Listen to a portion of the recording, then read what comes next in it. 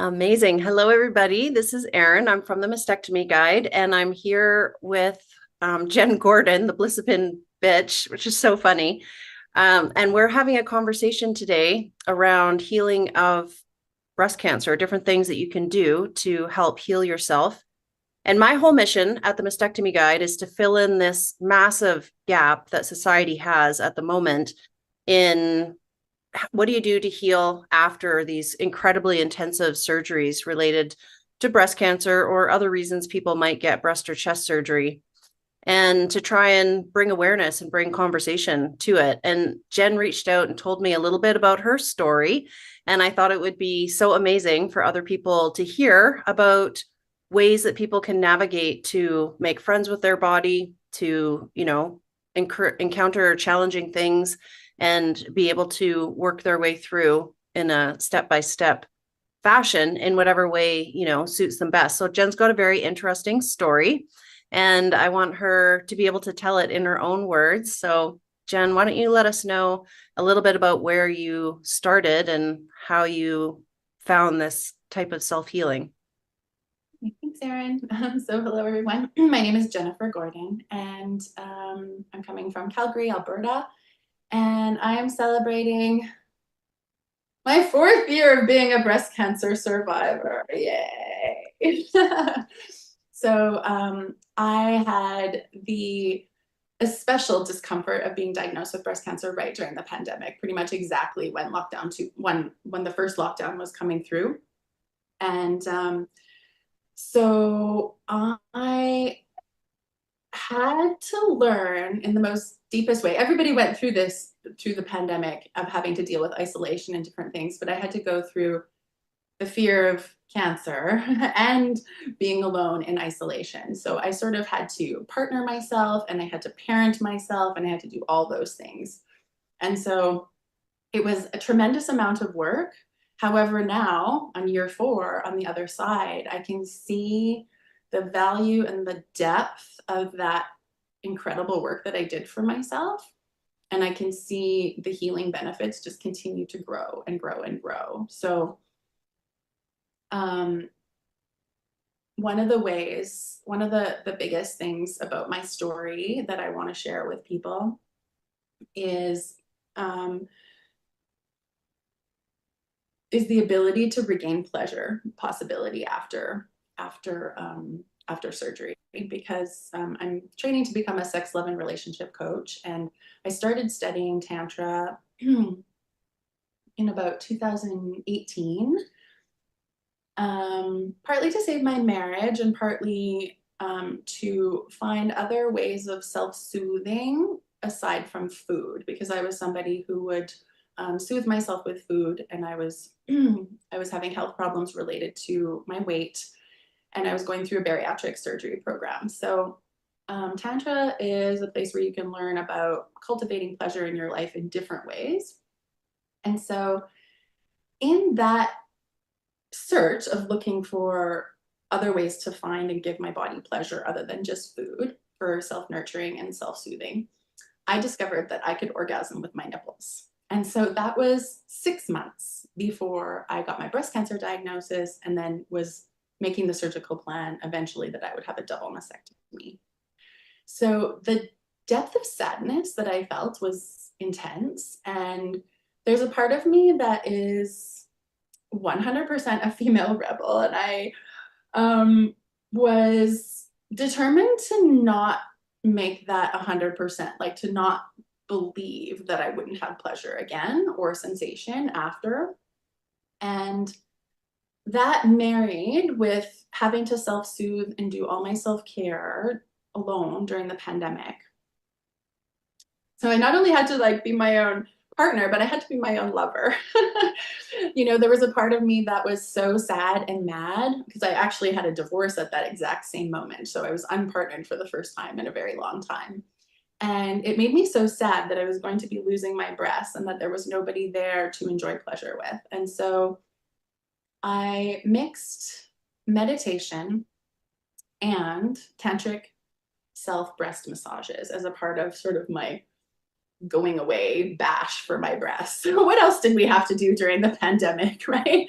So I just had like a real schedule of self-care. And so every morning and every evening, I would do tantric breast massages, and I would just like mm, thank them for the pleasure and for the tissue and the part of my body that I was going to lose. I remember when I got my breast cancer diagnosis, I grabbed my breasts and I said, "Oh my goodness, I can't believe I didn't take time to get to know you, and now you're going to be leaving me."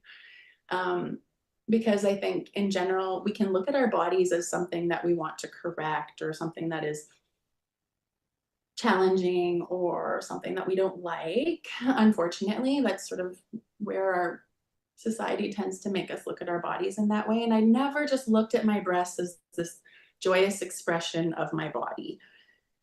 And so, in a way of making amends and apology, and also sending my breasts off with a great bang, 30 days before, and also as a way of self soothing, 30 days before my surgery, when I got that date, that's when I started this. So, every morning and every evening, I would spend half an hour giving myself tantric breast massages with oil and candlelight, and just like doing the same things that I might want a lover to do with me. And because I was having a reconstruction in my, that was my surgical plan, was to take the abdominal tissue or adipose tissue from my abdomen area and rebuild my breasts. I wasn't going to have any nipples, but I was going to have my own tissue. And so my training, although I didn't spend very long working with children, my training is all about learning and child development. So I know a little bit about the body and neural pathways and how learning happens. So in my meditation, while I was doing the tantra, I would rub the part of my body that was going to become my breast. And when pleasure came, I would say, "Remember this. This is going to be your job soon." And I would say, "Remember this, remember this, remember this." I had no idea if it was going to work or not, Erin. It was basically me just trying, doing everything that I knew that was possible, um, in my own understanding of mind and body connection, to be able to maintain something that I didn't want to lose after breast cancer. And so it was about, I think it was about 6 weeks after the reconstruction, I was having so it's kind of a funny story. We'll have a little humorous moment here. So one Okay. of the things that they never tell you, it's like, I wish, there's that book that's What to Expect When You're Expecting. I wish there was a book that would say what to expect when you're going through breast cancer, but there isn't, because it's so different for everybody. Everybody's journey is different. And so because they did this tissue transplant from my abdominal area over to here, I had like patches over where my nipples were. And if you can believe it, it started to grow pubic hair. So about 6 weeks after, I was on my way to the surgeon, and I was getting out of the shower, and I was trying to wipe my new breasts and to tidy up and be ready for a small procedure. And I couldn't understand why there was hair. I thought, did my cat sleep on my towel? Like, why? I got my glasses and I looked and I pulled and they were attached. I was like, literally, I was just like, "Oh, cancer, just fuck you. I've had enough of you. Like, I'm so done. I am so done." Sorry for the F bomb.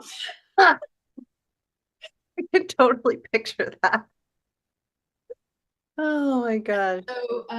So then, luckily, the procedure that I was going for like that day was to remove those patches and to zip me up. And so I didn't have that for very long. And but it was in that moment when I was having that procedure that I had one doctor working on this breast and doctor working on this breast, and I was awake but frozen.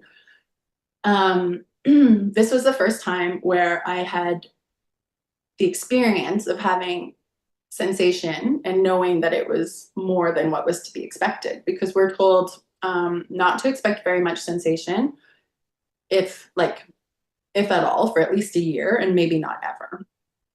And so when they were doing the suturing and different things, I said to my doctor, I said, "Oh, doctor, I can feel that. I can feel it." And he was like, Are you sure? Like, yeah, I can. I was like, I could feel a needle in this one. And I'm like, another doctor on the right is putting a needle in the other one. And so he was like, okay. And he's like, everybody take your hands away. We're going to get Jen some more freezing. And then he's such a lovely surgeon. And so as the freezing was settling in, he sat beside me and he's like, I'm really sorry. I've never seen anybody with this much sensation this soon after surgery. And then I wanted to nerd out and just geek out. And I was like, Doctor, can I tell you why I'm so excited for you to hear that from your words? And so I explained to him what I'd done. And he was like, well, and he's like, I can tell you, I've never seen anybody with this much sensation before. Love it. And he's like, keep me posted. This is kind of cool. And so hearing that from my trusted physician just sort of gave me the excitement and another reason to believe that this might work. And Yeah. so what I'm excited to say is that I think it was about 2 or 3 months after I was able to have complete sensation in a sensual way with my breasts, and I can actually still orgasm with my no nipple nipples.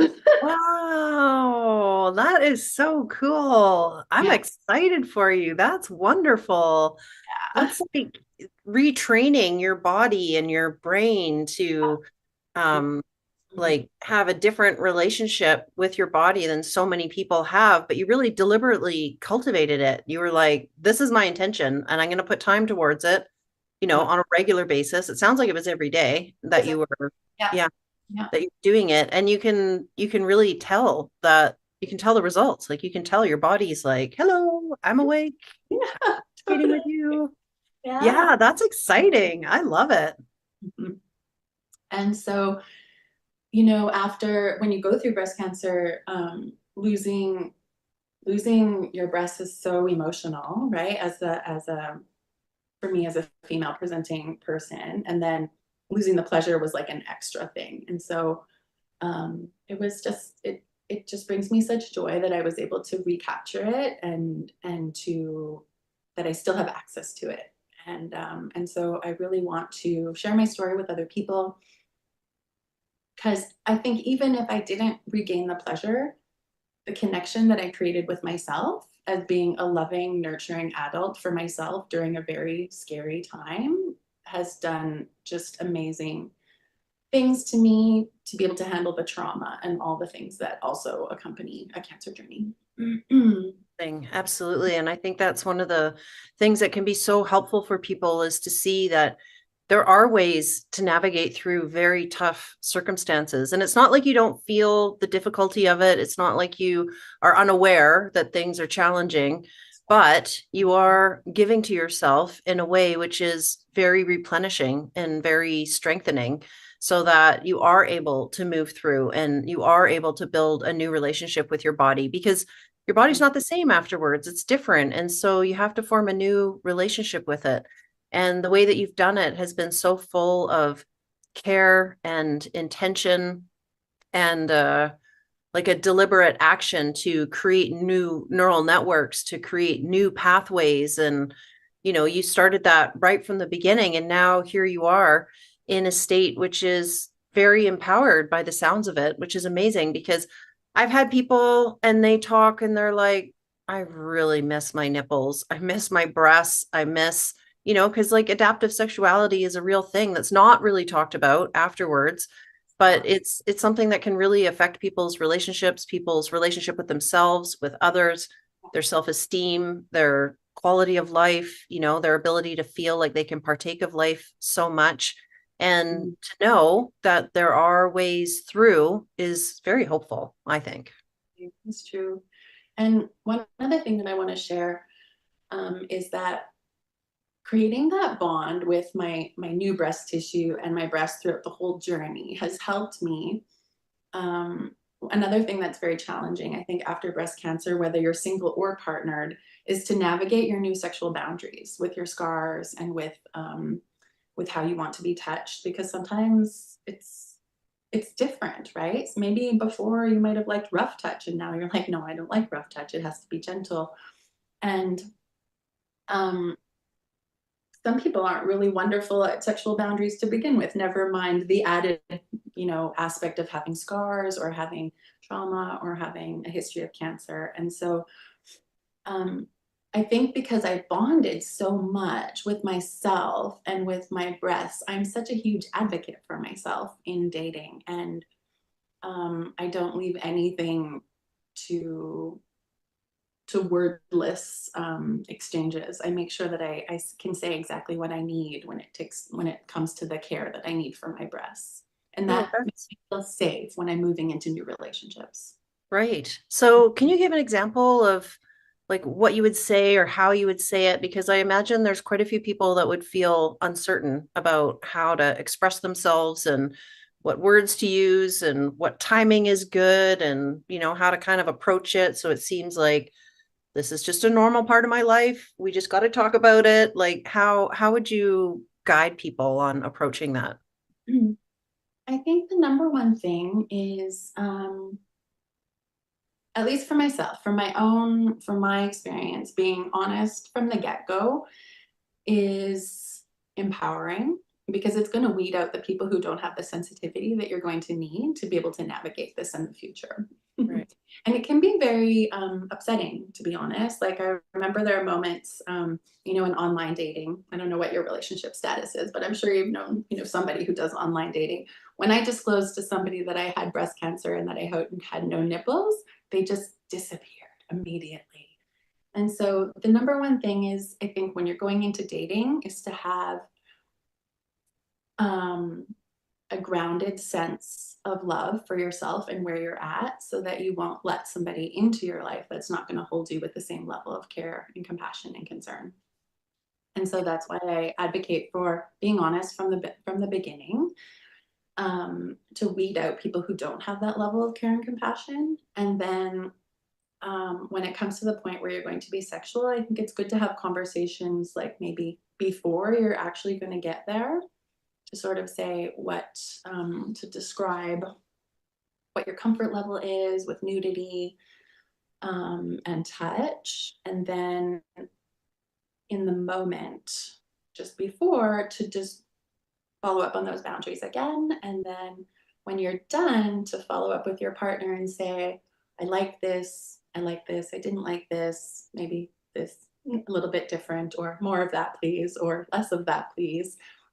And to think about it as a matter of fact way, as you would if you were um, ordering food from a restaurant, right? We don't have any shame or difficulty asking for what we need when we're asking for our food.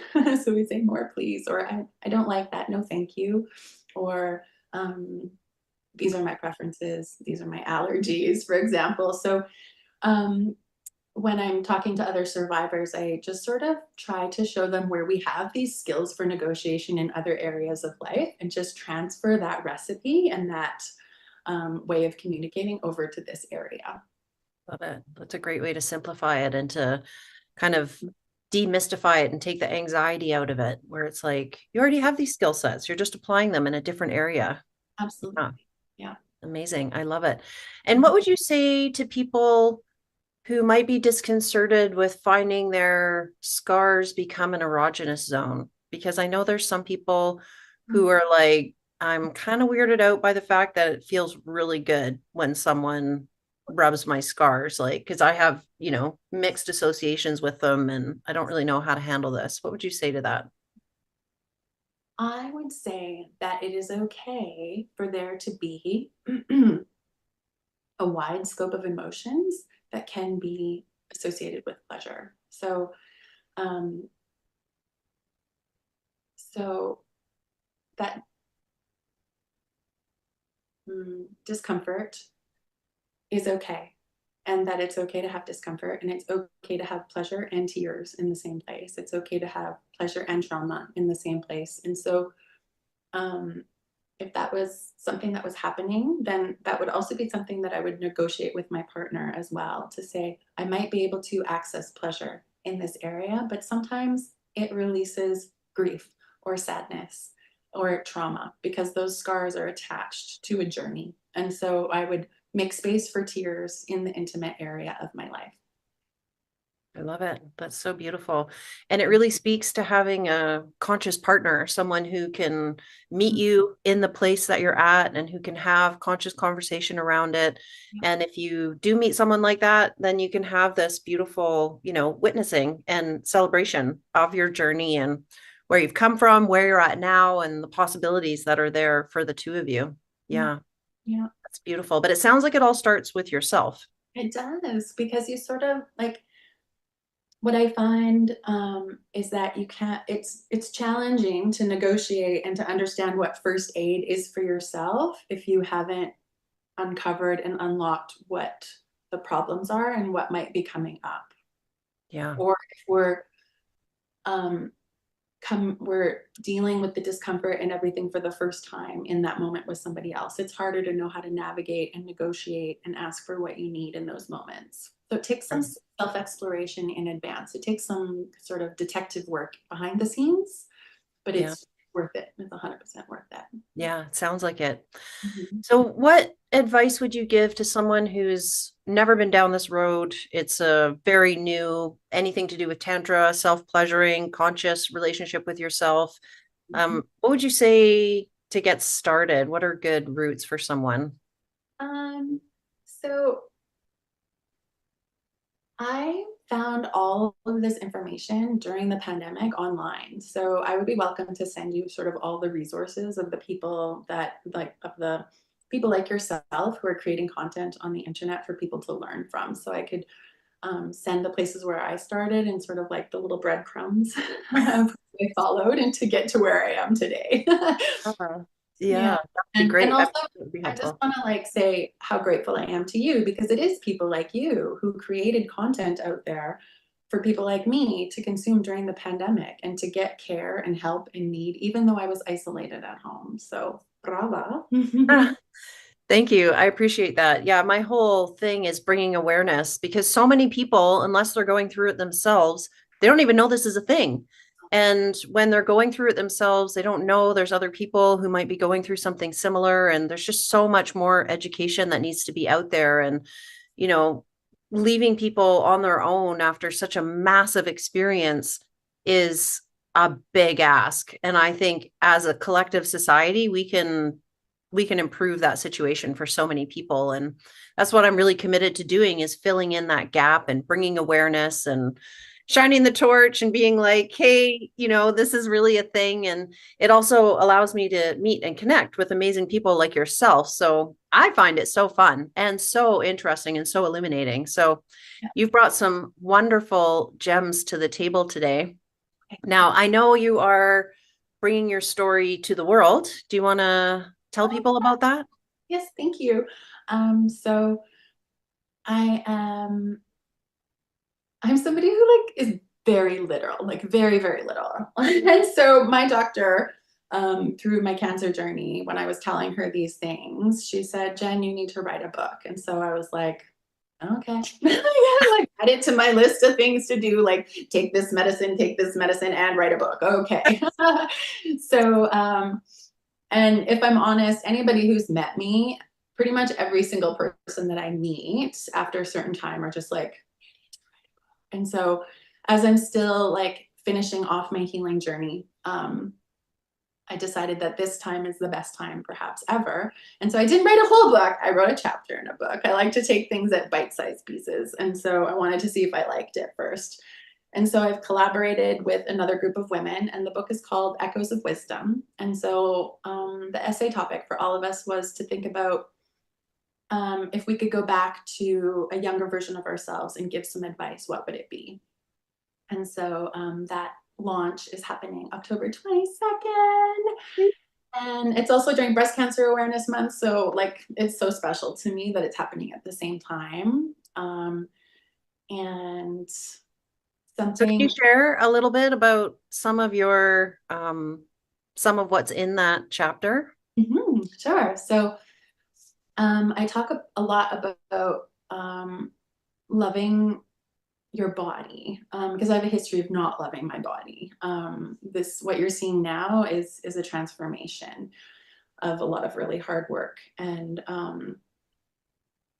so my message is to not think about pleasure as being frivolous, to think about it as being nourishment, and to start working with the body instead of looking at it as something that we're going to change. One of my beloved sex coaches, Erica Alsborn from Sweden, she says, you don't have a body, you are a body. So when we sort of disconnect from our body, we're disconnecting from ourselves. And so I talk in the book about, or in my chapter, about thinking about the mind, body, and spirit as being in a three-legged race. And so you can only go as fast as any of the parts. So if you work together, you can have much more fun on this earth, I think, right? And and I have a history of working in war zones with soldiers, and so I have this sort of thing now about like no man left behind, right? So I don't leave my mind behind when my mind is having a hard time, and I don't leave my body behind when like I don't cut myself off anymore and say like, sorry, I gotta bug out. It's like, no, we're all in this together. Like, throw one of them over my back and use these practices that I've practiced, and so I stay integrated and I stay together and I walk through this world, mind, body, and spirit, all in this together, kind of thing, like a little family.